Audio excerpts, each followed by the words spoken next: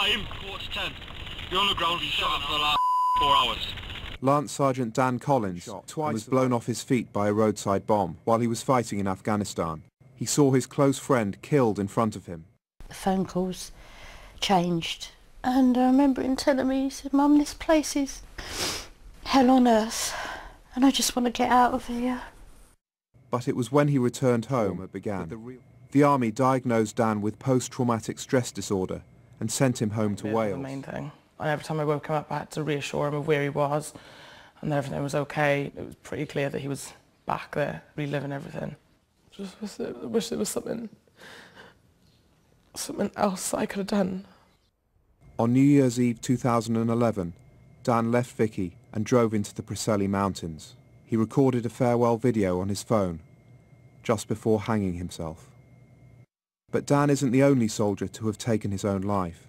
After nearly a year of analysing information from coroners, local papers, military contacts and freedom of information responses from the Ministry of Defence, covered 50 cases of serving soldiers and veterans who killed themselves in 2012, much higher than the figure of 7 confirmed military suicides reported to Parliament last month. The handover from a service person leaving the armed forces, going into the civilian world, is completely inadequate. Where's the follow-up? Where's the governance to see that they are being properly looked after, linked into the National Health Service?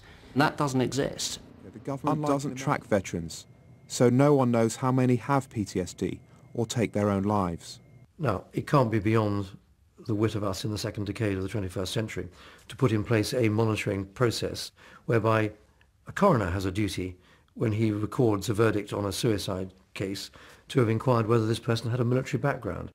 The MOD says it was not prepared to talk about individual cases, but told us rates of suicide and PTSD within the military are lower than comparative rates in the civilian population.